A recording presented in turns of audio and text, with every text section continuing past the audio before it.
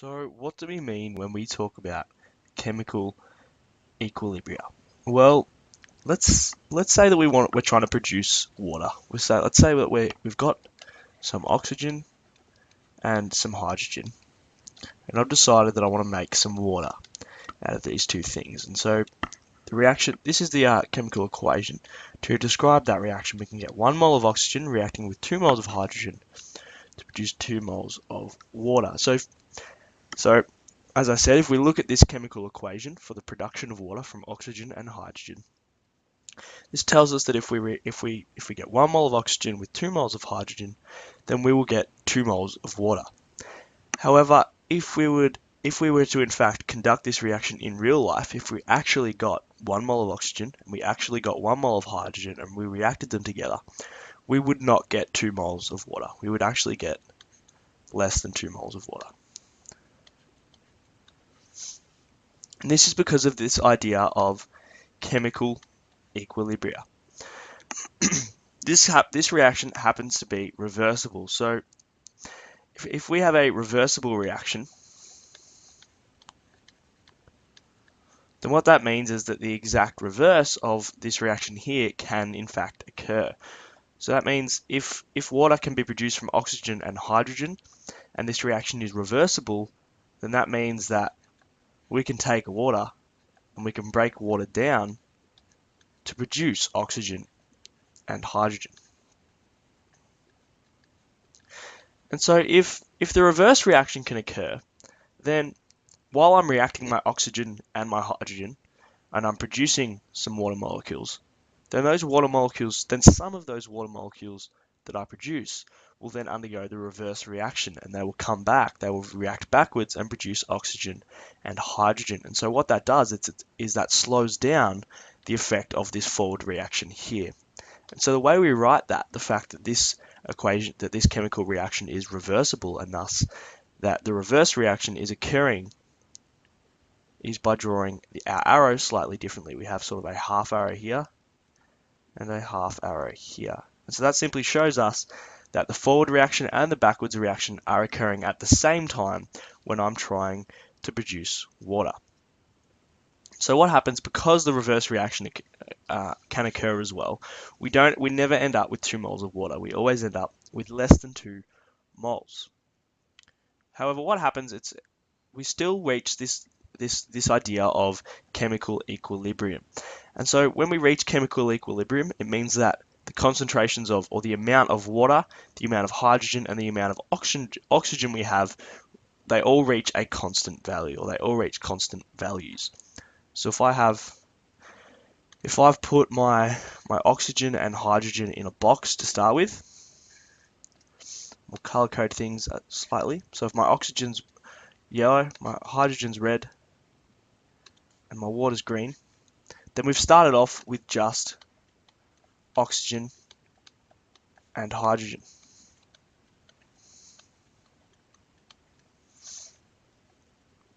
And so as the reactions occurred, we've lost some of that oxygen and hydrogen. We've lost our oxygen and hydrogen, and we've produced some water. Okay, now what happens is we reach this idea of equilibrium, at which the concentrations, or the amounts of each of these, reach a constant value.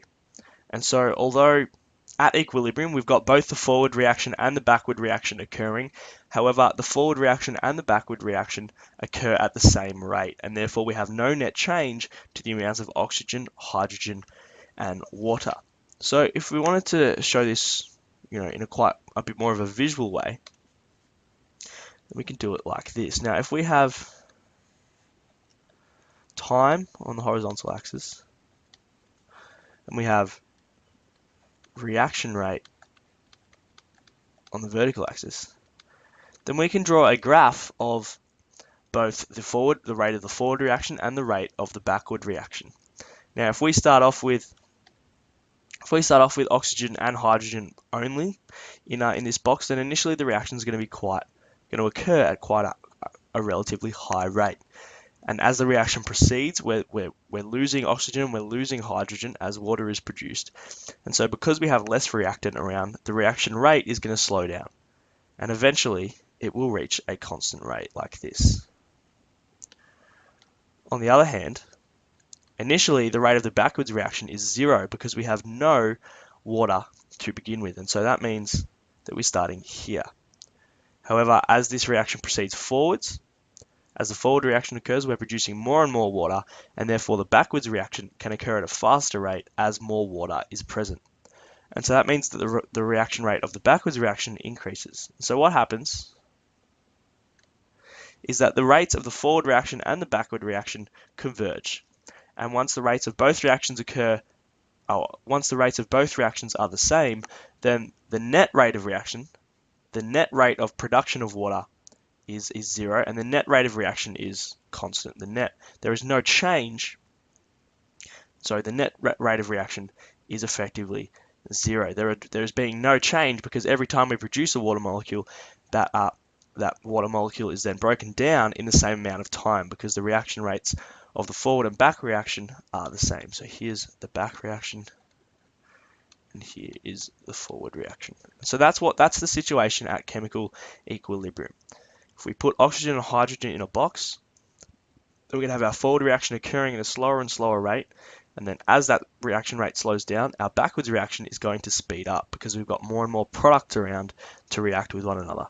That backwards reaction speeds up, and then the rates of the forward and back reactions converge and reach the same value, and it is when they're at the same value that we are at chemical equilibrium. And so that means we can describe our chemical equilibrium as a dynamic equilibrium because we've still got lots of stuff going on even though there are no changes occurring to the system. Even though there are no changes occurring, there's still a lot of forward reaction happening and a lot of backwards reaction happening. So it is quite a dynamic situation. However, the forward reaction and the back reaction are occurring at the same rate, and therefore there is no change to the amounts of any of the substances. So at dynamic equilibrium, we've got constant mole of all our substances, constant mole, we've got a constant concentration of all our substances, the pressure is unchanged, and the temperature is also constant. So all these things stay constant, nothing is changing. However, we do have our dynamic equilibrium in that we've got both the forward and back reaction occurring. Also, at dynamic equilibrium, the reaction can be described as being incomplete, and that is simply because we've got all substances present. So that means neither the forward nor the back reaction has occurred to completion. So we've got all substances present. So that is how chemical equilibrium works, or dynamic equilibrium. Everything is sort of stagnant. There are no changes to the amounts of any of our substances, neither reactants nor products. And the rate of the forward and back reactions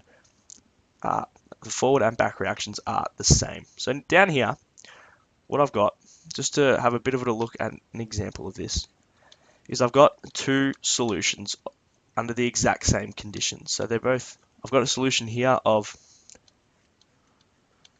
ethanoic acid, and I've got a solution here of hydrochloric acid. They're both 0.1 molar. It's the same temperature. Everything about these two solutions is exactly the same, except for the fact that one is made out of ethanoic acid and one is made from hydrochloric acid. Now, I'm interested in what these solutions are like and a bit of the details of these solutions. So what I've done is I've strung up a wire through the solution. So I've got a wire there and a wire there. They come around and they connect. And what I'm doing is I'm measuring the current passing along this wire. So in fact, I'm connected to a battery, like so, and I'm measuring the conductivity of this solution. I'm measuring how much current can pass through this solution. And I've done the same thing with this solution, and I've used the same battery and the same wires and everything. And again, I'm going to measure how much current this solution can have passing through it. Now we know that electric current relies on the movement of mobile charge carriers. And in this case, our mobile charge carriers are our ions, because both of these substances, both ethanoic and hydrochloric acid, will ionize in solution. And so our mobile charge carriers are ions. And so basically, If both of these reactions occur to completion, then both solutions, or both of these, sorry, if both of these substances are ionized to completion in this solution, then both solutions will have the same number of ions in them, and that means they will be able to conduct the same amount of electricity. However, when I ran this, I realized that this solution here had a much higher conductivity. Now, why is this? If we look at equilibrium, how can we explain this? Well, hydrochloric acid has a greater number, because it has higher conductivity, it has a greater number of ions in here, has a greater number of mobile charge carriers. And that means if this has a greater number of mobile charge carriers, then the chemical equilibrium for the reaction for the reaction of the ionization of hydrochloric acid, the chemical equilibrium for this reaction here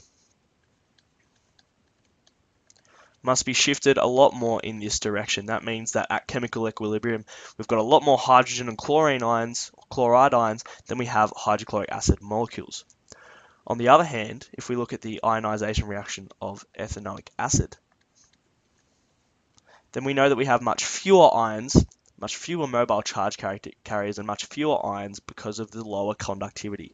And so what that means is that the equilibrium for this reaction is a lot more in this direction, meaning that we have many more full ethanoic acid molecules than we do ethanoate and hydrogen ions. So basically, it so happens that hydrochloric acid almost completely ionizes. That is, this reaction here almost completely goes to completion in that direction, the forward reaction, whereas the ionization of ethanoic acid hardly occurs at all. Maybe 1% of our ethanoic acid molecules will be ionized. That means there are hardly any ions in this solution, and not much electricity can be conducted. So this shows us that not every chemical equilibrium is the same. The ratios between the concentrations of our products and of our reactants varies from reaction to reaction. Different reactions will have equilibriums that are sort of weighted towards the products, and some will have equilibriums weighted towards reactants. And so we'll go into how to analyze that in a different video.